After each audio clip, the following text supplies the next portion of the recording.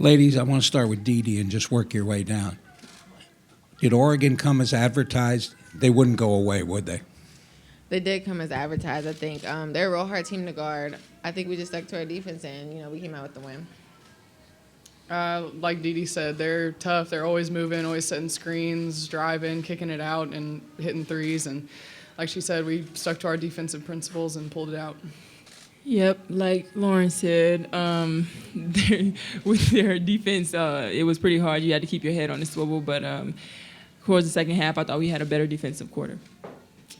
Absolutely. What they all said, they were a great team, can shoot lights out. We just have to do our best. With contesting, I think we got better at that throughout the game. Question right here in the front. Hi, Michelle Smith, NCAA.com. Kalani, you guys hadn't been in close game in a while. People might have wondered how you all were going to react. Did you guys wonder how you were going to react in a tight game down the stretch? Definitely. I think LC said something about that at halftime. She's like, wow, we haven't had this in a while. And we all were like, yeah. But, we just stuck to it. And, we've been in situations. So we just kind of, look back on those other games. We've been challenged before. Question right here in the front.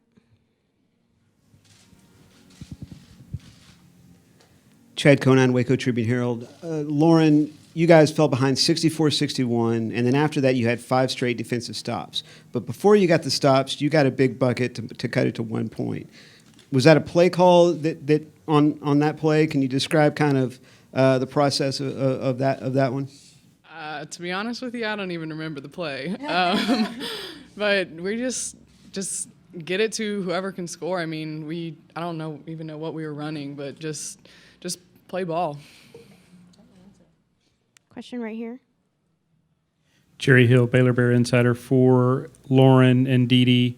They missed 12 of their last 13 shots. What changed, or did anything change down the stretch for you guys? Do you want to take that first, Lauren? You got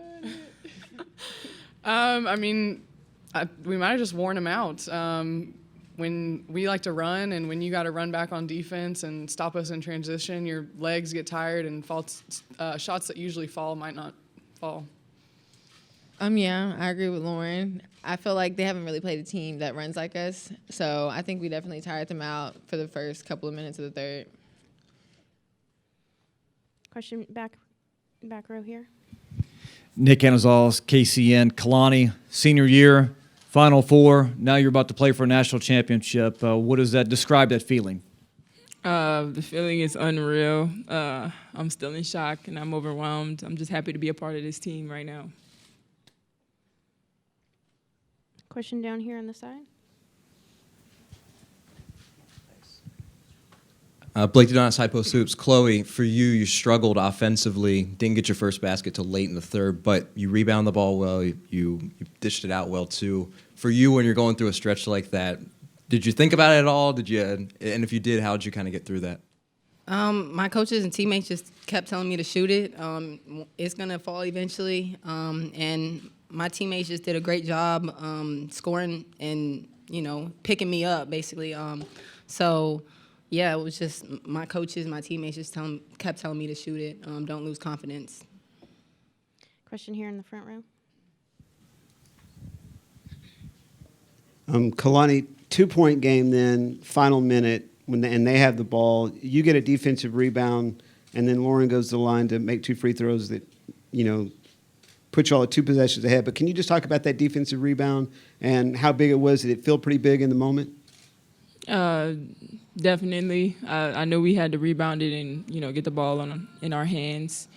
Coach was definitely emphasizing rebounding. I don't think I did a very good job of that in the first half. So just to get that rebound made me feel better about myself. Question down here. Lauren, no matter who you guys play tomorrow night, you're going to play a team, or Sunday, you're going to play a team who's played in this game before pretty recently, and you guys obviously haven't had that experience. Do you think that's going to make a difference on Sunday night? We've played in big games too. We've won Big 12 championships 9 straight years, so we've played in big games. Obviously, we haven't been to a Final Four in a while, but we're used to the pressure, used to that big game moment. Take a final question for the student athletes in the back. Monica McNutt, FS1 for the student athletes as a group. Sometimes when you guys are knocking teams off with that comfortable margin, today, did you feel a different level in terms of competitiveness? Like, did you have more fun in this one because it really required you to lock all the way in until the very end? Sorry, who was that question for? I mean, it's always fun playing with this team. We get along so well. We are always for each other. We don't have any selfish players. So whether we're winning by 30 or it's a close game like this, we're always cheering each other on and having fun. Thank you, ladies. They'll be available in the locker room. The Baylor locker room closes at 9:51. We'll continue with questions for Coach Mulkey. We'll start right here. Leo Haggerty at Sports Magazine, Night Sports Productions, and Fighting Sports, Word Sports Radio. Coach, 2 questions. You got outscored 36-0 from the three-point line and won. Has that ever happened before? I don't know. We don't play that style of ball. Which leads me to my second question. This was an example of old school pounded inside basketball, wasn't it? I think that style that they play is very good for their personnel. They don't have 6'7" and 6'5" in the paint. I cannot imagine if they did that they would be shooting that many threes. You change and you run offenses based on what your kids are capable of doing. I've been very blessed at Baylor to have the Grinders and the Destiny Williams and the list goes on. And I think that's why we get post players, is because people whose daughters are big, they don't want to sit there and rebound and kick a ball out to three-point shooters all night. They don't want to go set screens for three-point shooters all night. And I think with the post players, they involve our perimeter players. We don't have to shoot a lot of threes. DD will cut off of our post being double teamed. Juicy can shoot the three. I've got a couple three-point shooters on that bench. Their day's coming. That freshman class that's ranked so high. I just believe the sign of a good coach is you got to figure out what your personnel's capable of doing, and that's what we're going to do. Question here in the front. Kim, your team got 5 really critical defensive stops in a row there in the fourth quarter after they went up 64-61, and I believe Juicy was on Ionescu that entire time. Can you just describe what you saw during that time? Well, I'm glad you brought Juicy up because I was riding Juicy pretty hard. She had just some terrible turnovers trying to thread the needle on things, and I just needed to keep challenging her. And Juicy responded. She got 2 or 3 big defensive rebounds. I mean, she had to get up and get them on the other end. When Dee got in foul trouble, I had to make a decision there. I actually brought her back with 7 minutes to go in the fourth quarter. That's probably not smart had she fouled out. But, hey, you're playing in the Final Four. There is no tomorrow. So what we did is we left Juicy on Ionescu and let Dee go get somebody else. And, it moved Cox over to Bolin some. And Cox, she's so good at helping that Cox would get down in there and help too much, and they'd reverse it, and Bolin would get a 3. But I had to put somebody on her. I didn't want Dee to guard her with 4 fouls that early in the fourth quarter. Question right here. Richard. Kim, on that layup, the scoop layup by Chloe, was that a read? Was that a call? What? Well, we tried to call a couple sets, but they sagged so much. So she couldn't turn the corner there, and I'm trying to think what we did call because I think we did. Yes, it was. It's what we call 5 game, and we hadn't run it the whole game. And you guys have followed us all year. You've seen it. I decided to bring Cox up for the single screen, put the shooter in the corner, and if they switch,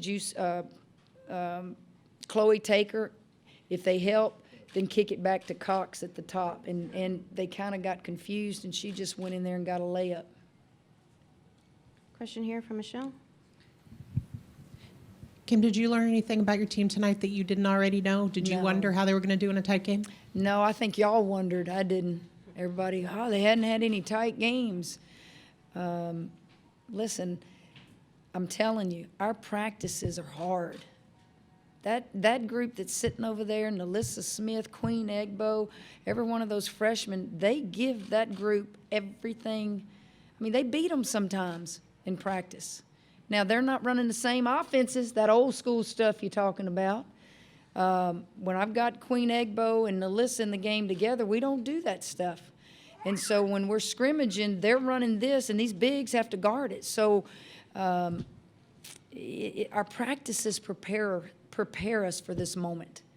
And our dream team, our Baylor guys that have to get eligible through clearinghouse, half of them are up in the stands. Those kids prepare us for this moment.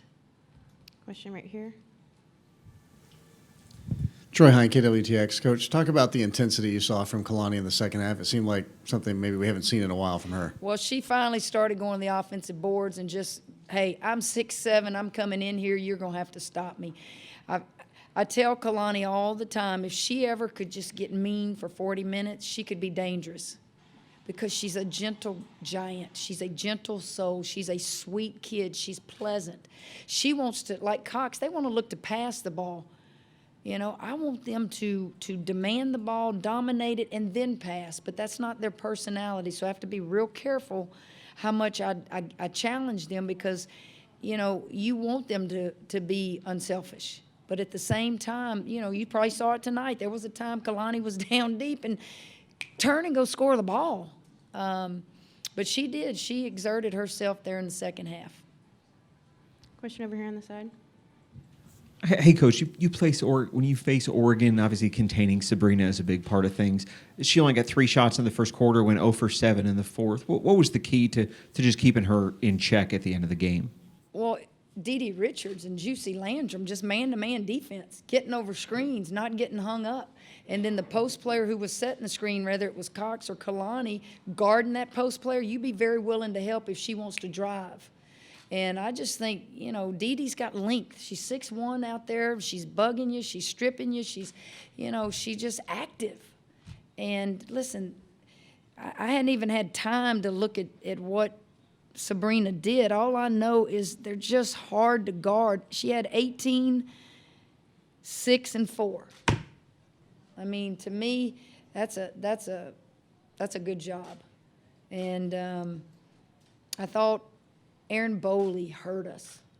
I thought she really hit some shots. They would set some flare screens for her, and we would be ball watching. And she scored them on Juicy early, and then she scored them on Cox late. That's a very good basketball team, and they're very difficult to defend. And I thought, you know, if we held them below our 39-9 is what we want to hold people to from the field. And I looked, and I think for the game they shot 36-8. So you're going to win a lot of basketball games if you do that. Question down here in the front. Kim, once again, on the moment when they went up 64-61, and then you called it a 30-second timeout, was the message there? I mean, what was the message there, and how big was Lauren's basket coming out of that timeout? Well, it was very big. I'd like to tell you, Chad, that I came over there, man, I drew up the perfect play. I said the magical words, heat of the moment. You know what I remember about that timeout is Kalani Brown opening her mouth and said, Juicy, we got this. We are all right. We got 6-something minutes to play. That's all that needed to be said. She's a senior. There was nothing to draw up. There was no magical words to say. Go play. I thought late in the game, we got the ball in the hands of the people that needed to take the shots. Now, there was one that Dee took, and you want Dee to have that confidence, but Dee's not the offensive threat that the rest of them are, but I love that she had the confidence and wasn't afraid to take it. And that probably came from the fact she scored early for us. She was hitting a free throw. She's been on an unbelievable run here in the tournament. She scores double figures tonight. But that's the only one late in the game where I might have said, get the ball in the hands of Cox or Kalani. We have one final question in the back here. Coach, you said it all year. Winning's tough. Getting to the Final Four is even tougher. Now you're on the brink of a third national championship for Baylor. Can you describe the feeling? What is that like, and what did you tell the girls after the game? Just ask them why they came to Baylor, and all of them screamed to play for championships. I said, well, you're getting to play for a championship. We've won 20 Big 12 championships in my tenure there, 2 national championships, and those kids in that locker room get to play for a championship. And while it's just those kids in the locker room, really it's all those other kids that are sitting in the stands that played for this program that are playing for that championship as well. And perseverance was a big word. You know, we persevered, and we're playing Sunday. Y'all be here. I know you will. Thank you, Coach. This gentleman has a question. He's been very patient again. I'll take your question, and then I'm out of here. Coach, does it even matter who shows up in the colored jersey Sunday? No, but I bet it's going to be somebody that has blue in their uniform.